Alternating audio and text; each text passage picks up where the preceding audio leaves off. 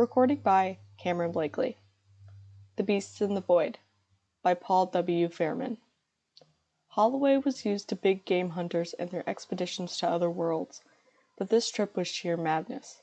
A spaceship stalking among. The examiner looked doubtful and said, "But Mr. Holloway, regulations require that I read your log before I take verbal testimony." Holloway's face was drawn and ravaged. His bloodshot eyes sat in black pits. They were trained on the examiner, but looked through him rather than at him. Holloway said, "But I must talk. I've got to tell you about it. I have to keep talking. But—" Holloway's words tumbled out. "It started in the control cabin there in deep space.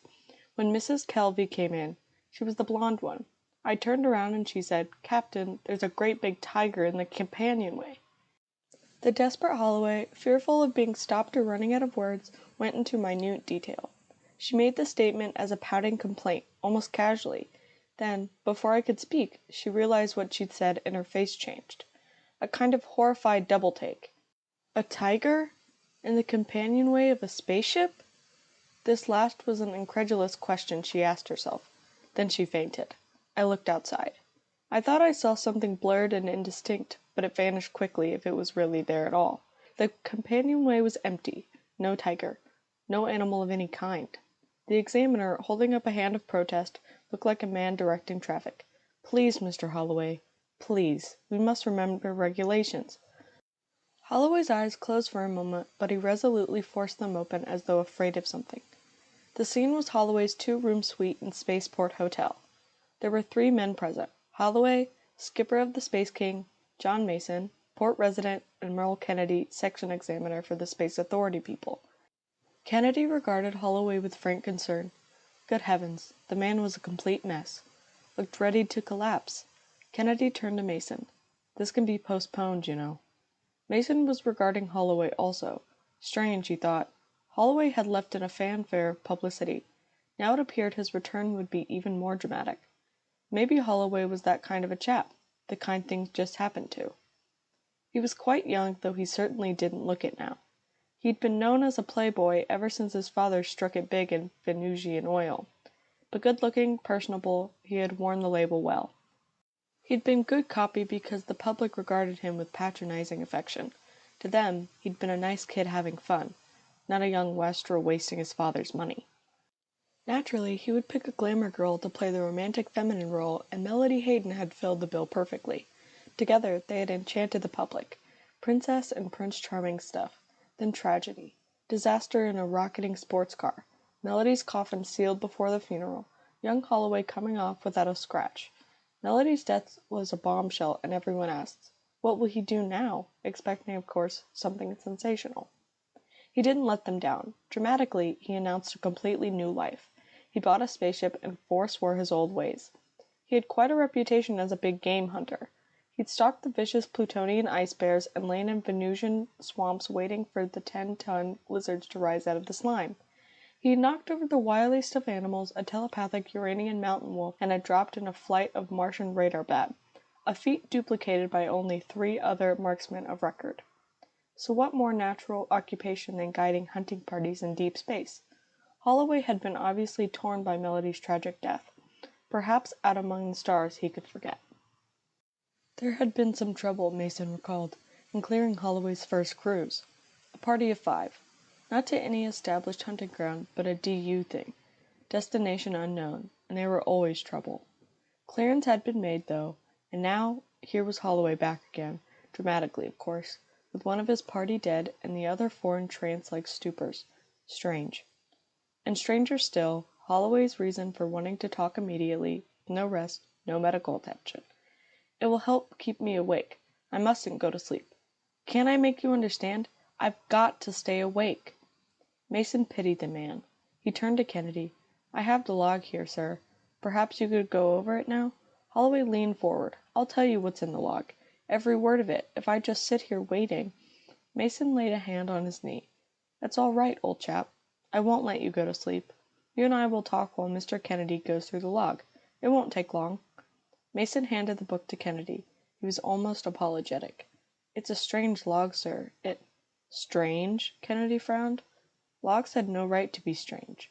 There were regulations. rules stating exactly how a log should be kept. Well, sir, the lad is young. His first trip. I just meant there's perhaps a little more in the log that should appear there. We'll see, Kennedy said. There was a slight frost on his words. If disciplinary measures were in the offing, it would pay not to get too cozy with Holloway and the resident. Kennedy opened the log. The first entry was dated June 3rd, 4:10 p.m., Earth time. Kennedy frowned. Permissible, of course, but sloppy, very sloppy. The better skippers commuted from Orion immediately after blastoff. Kennedy sat back and began to read. June 3rd, 4:10 p.m. We blasted at 2:18 p.m. A good getaway. Course 58.329 by the polar angle. No blast sickness among the passengers. They are old hands. I put the automatic board into control at 3:50 p.m. I checked the tubes. Pressures balanced and equal. I don't like this cruise. I don't like Murdo.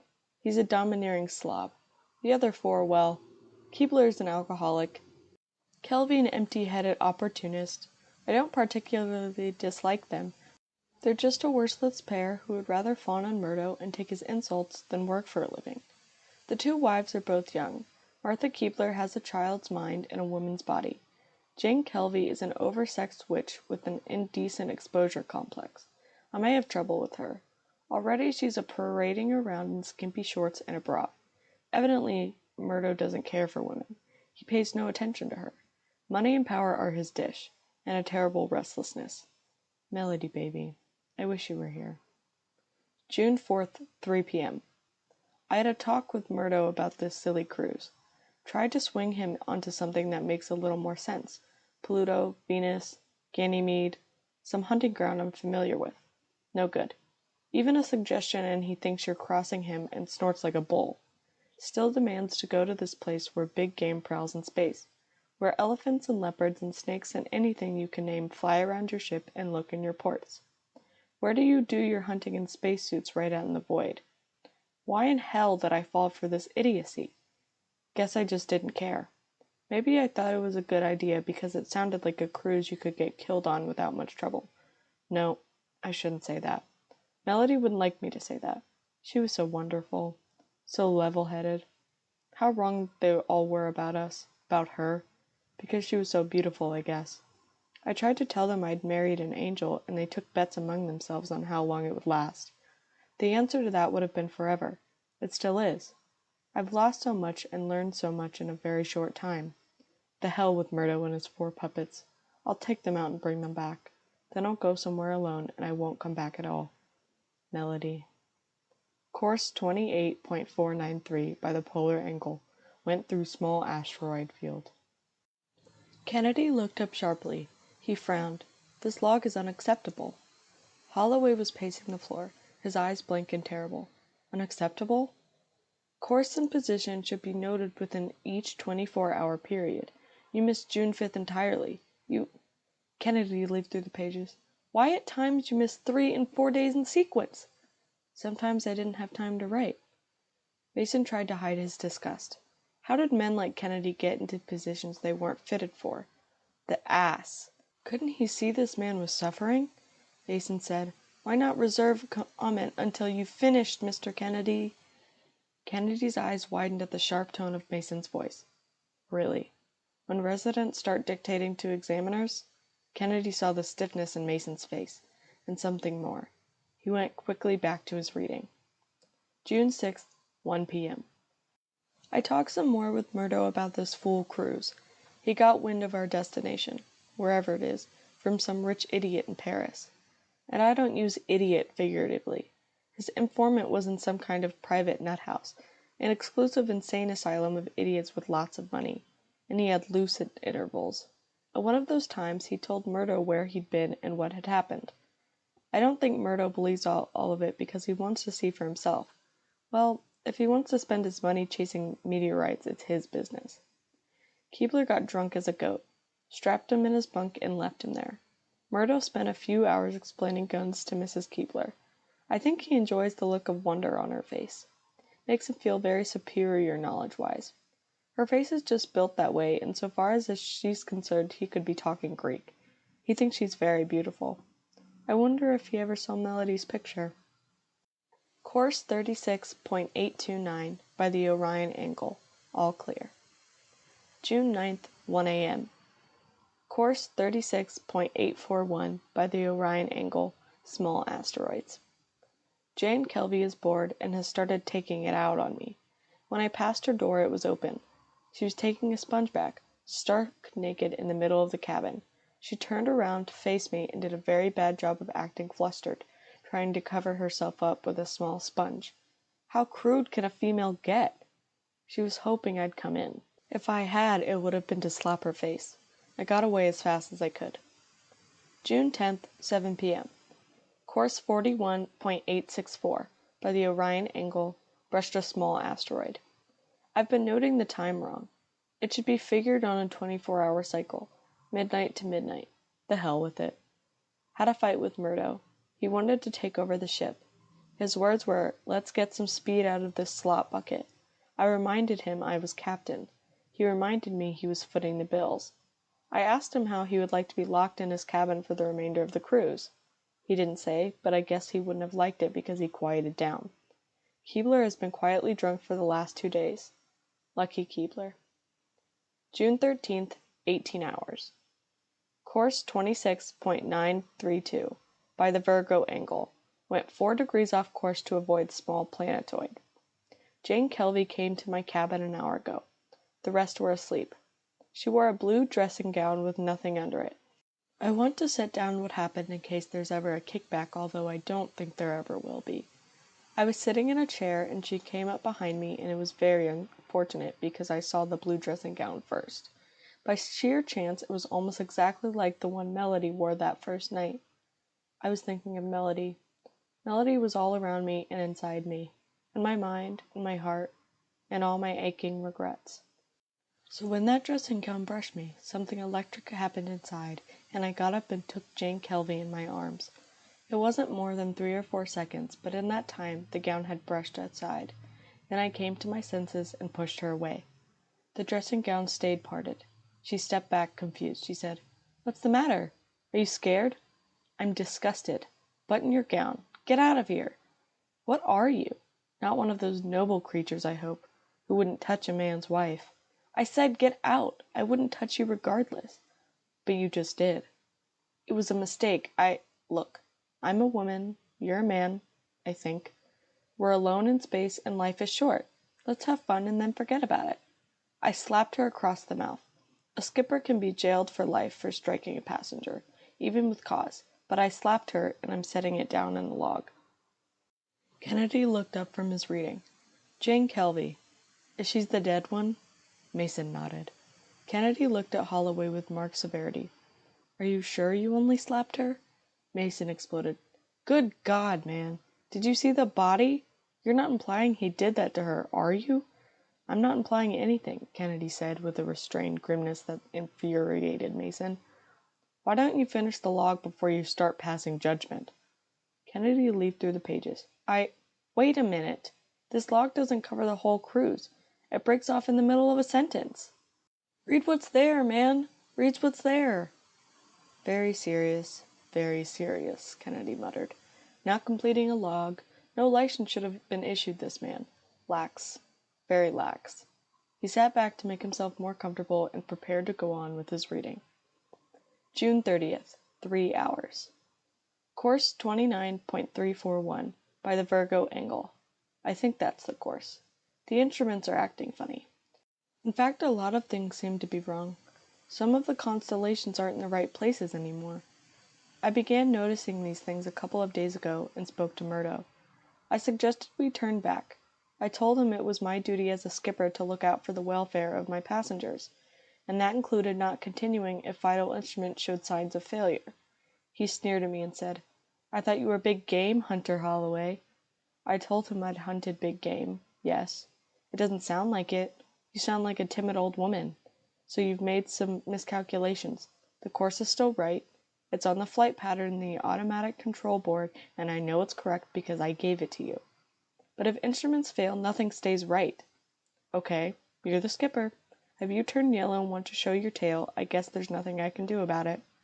He almost got his jaw broken, but I was able to hold myself. Then, suddenly, I didn't care. I didn't care whether Murdo stayed alive or got killed. As to the others, they'd come on the cruise with their eyes open.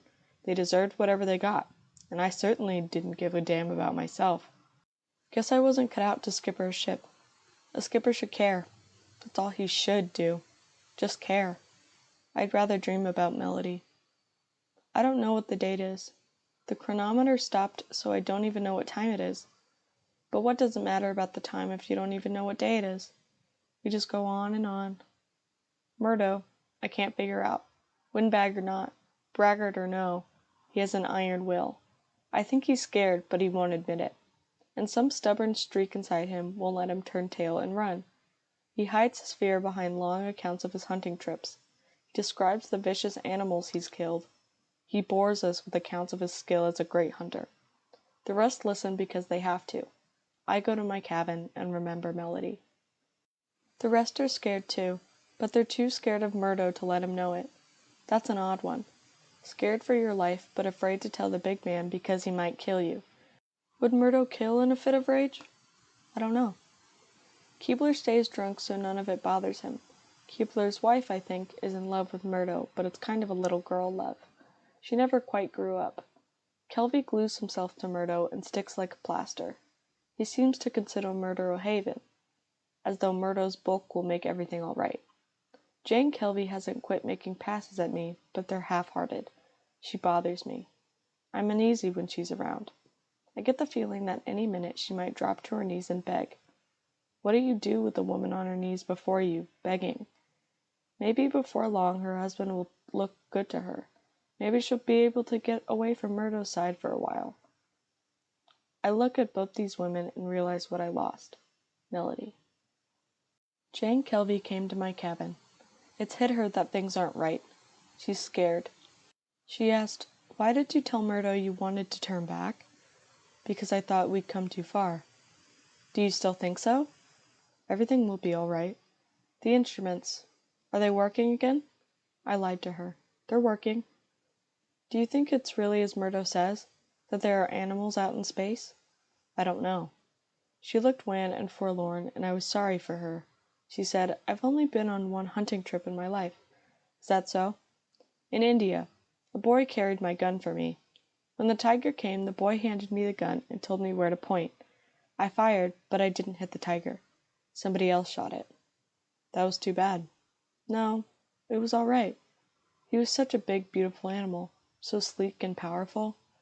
I saw her body tremble as she closed her eyes. I said, "You better get some rest." She passed a hand over her eyes and then gave me an odd, wistful smile. "Animals are smarter, I think. We do make awful messes out of our lives, don't we?" "I'm afraid we do." "But is it our fault? God makes us this way. We can't help that." "No, I guess we can't. Why did God make us like we are?" "I don't know, Jane. Let's hope He does." "Isn't that sacrilege or something? Doubting Him?" "I guess it is." She reached out suddenly and touched my face. "You're a nice guy. I don't blame you for slapping me. I'm sorry. You're pretty nice yourself." The smile faded. "I'm not," she said miserably, and left the cabin. Poor kid. I forgot her and thought of Melody. Something's wrong with everything. Not a very scientific statement for a skipper to make, but that's how it is. The stars have disappeared. The instruments jumped around as though they had minds of their own. The dial needles spin around like crazy. And something else. Something even worse. Space has changed. I mean, there's something out there in space. First I just felt it. A raw uneasiness. Then I trained a light through the port and I could see it. Stuff that looks like dust but isn't. It's hazy and yet it sparkles and you have a sense of being on a ship that's pushing its way through a fog so thick that friction holds you back. And there's something more about this sparkling fog. You look out at it and it seems to be looking back at you. Or maybe I'm losing my mind. Anyhow, that's the way it seems. As though if it's waiting for you to speak to it. Say hello or something. I guess I'm going crazy. The sparkling fog is affecting the others too. They've all quieted down and they slip along the bulkheads as though they were being followed. Only Murdo blusters back. He says, "What the hell? We expected something different, didn't we?" "Well, This is sure different enough, isn't it? I turned back, but I don't know how. I have nothing to go by. The instruments make no sense. I am going crazy. I looked out the port just now and saw a water buffalo. It was standing right out there in space with its head down looking at the ship. I had a light turned on it, and suddenly it charged and hit the port head on. It bounced off and went staggering away and disappeared. But it left a big white scratch on the quartz outside. At least I think it did. Wait. I'll look again. Yes, a big white scratch. It's still there. So how can I be mad? Maybe it's a new kind of madness. Some of the sparkling fog has penetrated the ship. Turn out the light and you can see it in the cabin. Not as thick as out in the void, but thick enough to see. Thick enough to stand there and ask you to talk to it. Murdo was ready to turn back. He came to the control room and said, "I saw it out there." "You saw what?" His face was pale and his hands twitched. "A boa constrictor. Exactly like the one I killed 4 years ago in the Amazon. It came to the port and looked in at me. It must be your imagination." "No, it was there. Let's turn back. Get out of this." "I wish we could." "You mean—" "I don't know where back is. We might as well just go as we are. Changing course doesn't help if you don't know your directions. Our only hope is to drive on out of this cloud. If I turned I might go right back into it." "Then one direction is as good as another?" "That's right." His mind wandered as he turned away. "I didn't know it would be like this," he muttered. "I thought it would be fun. Sport. I thought we'd put on spacesuits and go out and make a kill. I thought— The spacesuits are ready. Do you want to try it?" He shuddered, his hanging jowls almost flapping. "You couldn't drag me out there." The stuff is getting thicker in the ship. Jane came into my cabin.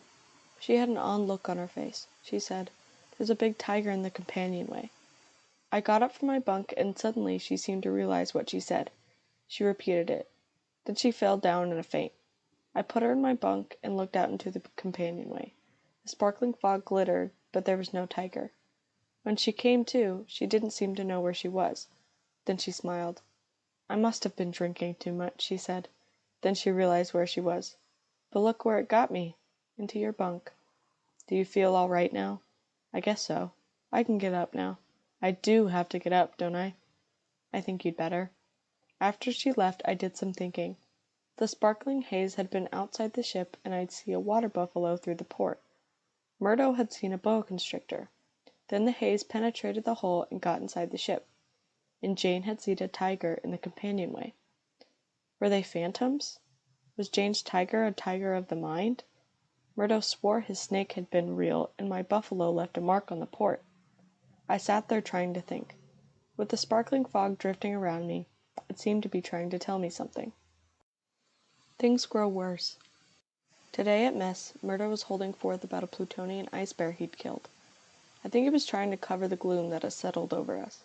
Anyhow, he just got to the point where the bear was charging down on him when we heard the roar of a thunder outside. Maybe I'd better repeat that for the record. We heard a roaring through the walls of the spaceship. In the void. Nothing goes through the walls of a spaceship in the void, but we all heard it and jumped to the port. And we all saw it. An ice bear as big as 10 of the largest that ever lived in the Plutonian ice floes. A huge ravening beast that rushed through the void at the ship and tried to tear the port out of its metal seat with teeth as big as the height of a man. The women fell back, screaming. Keebler in his usual stupor stared blankly as though not realizing what was going on. Kelvy looked to Murdo for guidance. When none came, he crouched behind a chair. Murdo fell back slowly, step by step, as though his eyes were fastened to the quartz and it was hard to pull away. I don't remember what I did. Murdo was saying, "My God, my God, my God," although chanting a ritual. He tore his eyes from the sight and looked at me. "You wanted a big game, Buster," I croaked. "There it is." "But it can't be real. It can't." "Maybe not, but if that port gives, I'll bet it won't be from vacuum pressure." "Vacuum draws. It doesn't press," Kelvy babbled inanely. But nobody paid any attention to him.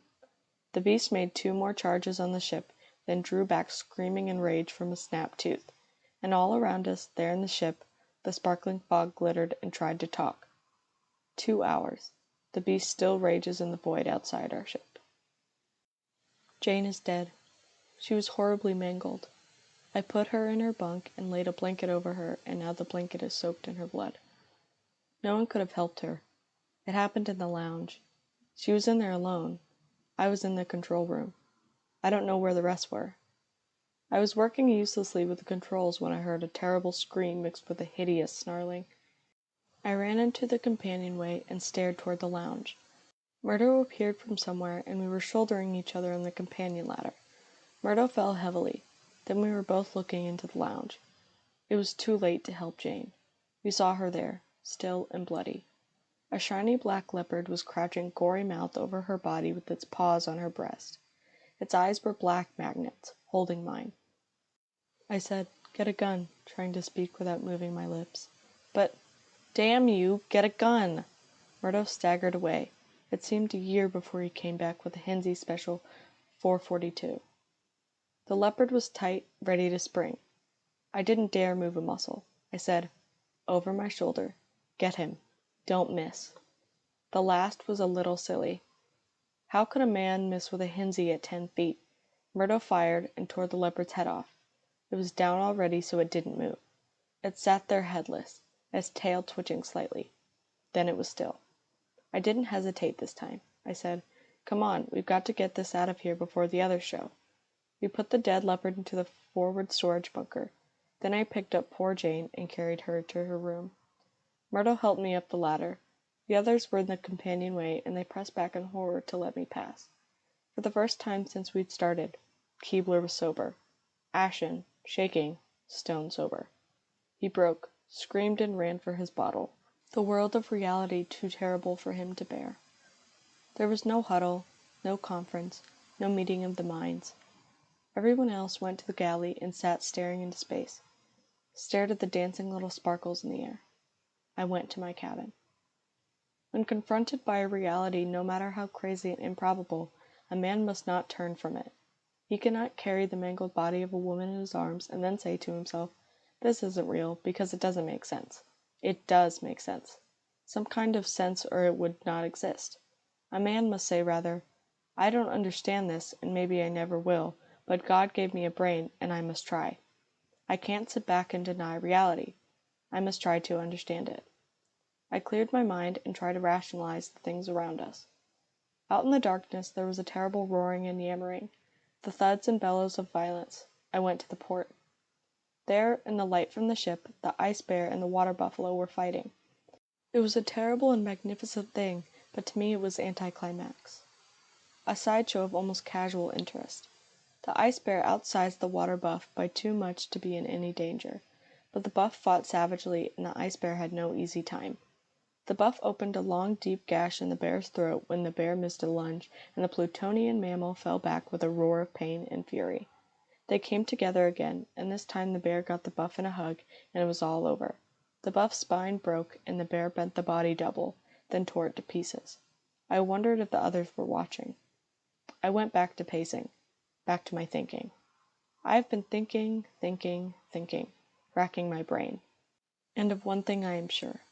Some invisible intelligence is trying to help me, trying to give me knowledge. The sparkling fog?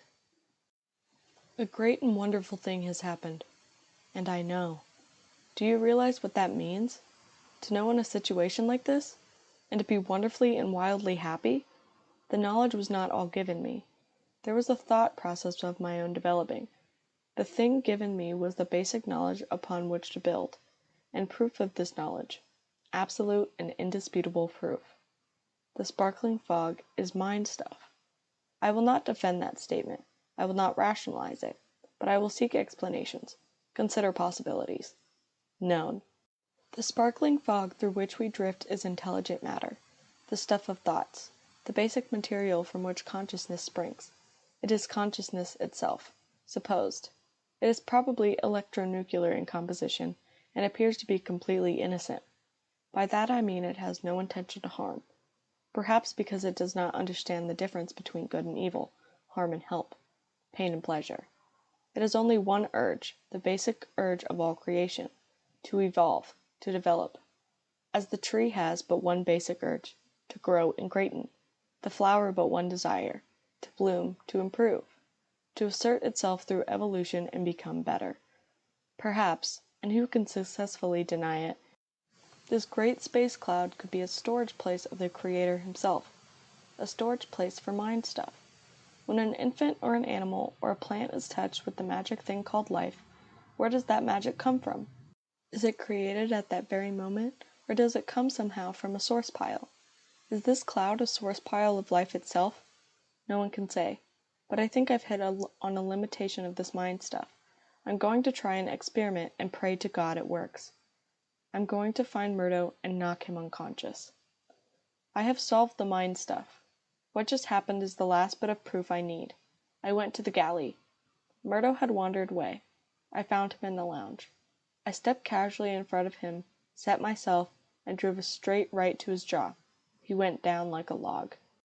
I closed my eyes and counted to 20, praying to God to make me right in my belief, in the crazy theory I evolved. I opened my eyes and turned to the storage locker. I looked inside. The dead leopard was gone. I went to the port and looked out. The huge ice bear had been ravening insanely among the shreds of the water buffalo's body. As I watched, both bear and buff began fading. Before my eyes, they disappeared, evolved back into the stuff of the sparkling fog. I had proved my theory. Now all the parts dropped into place. The mind stuff has only the ability and the urge to evolve. Nothing else. No imagination. It can evolve only if given something to reproduce. This it can only get from a human mind. It is able to see an image pictured in the human memory and reproduce it in a state of absolute reality. Witness. Jane saw a tiger in the companionway. Clear in her memory was the image of the tiger she had shot in India. The mind stuff saw it and reproduced it in reality. The water buffalo came from my own mind. I killed one exactly like it a year ago. The ice bear was out of Murdo's memory, as was the black leopard and the snake. Witness. The 3 animals created inside the ship did not appear until the mind stuff from outside penetrated the hull and entered the ship. They were of normal size, but the animals created outside the ship were far out of proportion, the ice bear especially. Why? Because I believe the mind stuff is denser in the void. There it has more strength. My defense against the mind stuff was formulated almost accidentally. I remembered the sequence of Jane's tiger. She saw it, entered my cabin, realized its significance, and fainted. I looked into the companionway and saw the tiger fading. So I knocked out Murdo for a final proof and got it. As soon as he lapsed into unconsciousness, the recreations from his mind turned back into sparkling fog. Obviously, in a heaven-sent phenomenon it is, the mind stuff immediately loses its subject image when the mind from which it came goes unconscious. The mind stuff has no memory of its own and cannot hold its recreated image in the evolved form under conditions of unconsciousness. The answer now becomes simple. I drugged Murdo before he regained consciousness. I drugged the other 3 by means of whiskey and food. They have been unconscious for 12 hours. Nothing has happened. I shall keep them that way. The mind stuff is trying to complain to me, almost petulantly, as a child. I sense it sharply. It does not understand the wrong it has done and feels it has deprived of its right. I have no time for the mind stuff. I guard myself against it and ignore it. There are other things on my mind. Shall I go back if we ever escape from the sparkling fog? I don't know. I don't want to go back. I want to go on and on forever, just like this. But the others cannot go on like this. It would be murder. I don't know. I don't know. I must keep awake. I use drugs. I must not sleep. Not sleep. We have cleared the fog. The instruments are working again. Again the stars glow. What shall I do? Melody. Kennedy looked up from his reading. As I said, and he spoke severely, you break off at an abrupt point. You did not complete the log. Holloway's red eyes were glazed. I had other things to do. I was tired of keeping a log. Mason sought to draw Kennedy off his quarry. There's an odd point, he said, looking at Holloway. Only animals were recreated. Do you think the mind stuff was capable only of recreating animals? Holloway spoke in an exhausted monotone. It took the clearest image from the strongest minds. Murdo thought mainly of hunting. He pondered on his more spectacular kills. Thus, the mind stuff used his images. I see. Holloway seemed to sag, to shrink. he said. "The mind stuff could recreate anything. It brought Melody back to me." Kennedy sprang to his feet. "There's no reference in this log to—" Mason turned on him. "Shut up, you fool!" He laid a gentle hand on Holloway's shoulder. "Tell us about it, old chap." Holloway turned his burning eyes on the closed door to the next room. "She's in there. I wanted to get rid of you. I was afraid you would take her away from me. But it's no use. I can't hold my consciousness much longer. Then she will vanish." Holloway tried weakly to rise from his chair. He called, "Melody! Melody, baby!" The door opened. A beautiful girl in a blue dressing gown came gracefully into the room. She walked straight to Holloway and took his tortured head into her soft hands. Her eyes pleaded with the men. "He suffers so. He will not sleep. I can't make him sleep. I don't understand." Holloway's head dropped suddenly onto his chest. He slumped down in his chair, and as he did so, a change took place. The two men stood rooted, staring. As Melody began to fade, slowly into a transparent image, into a mist, into a handful of sparkling fog. Then she was gone. Mason knelt by the bone-thin body in the chair. He made a quick examination and got warily to his feet. "Holloway is dead," he murmured. "Drugs of that nature would kill an elephant. I can't understand how he lived so long." Kennedy blinked and seemed to come out of a trance. He frowned, and the investigation hardly started. Mason shook his head and looked pityingly at Kennedy. It was just no use with a man like him. Mason said, "There's one point entirely apparent without an investigation." "What's that?" Mason's voice was sharp and cold. "That our little playboy, for all his reputation of frivolity, was a better man than you and I put together. Does that register, Mr. Kennedy?" Kennedy flared. "Now, see here, I am only doing my job." "Oh, shut up," Mason said, and strode out of the room. End of The Beasts in the Void by Paul W. Fairman.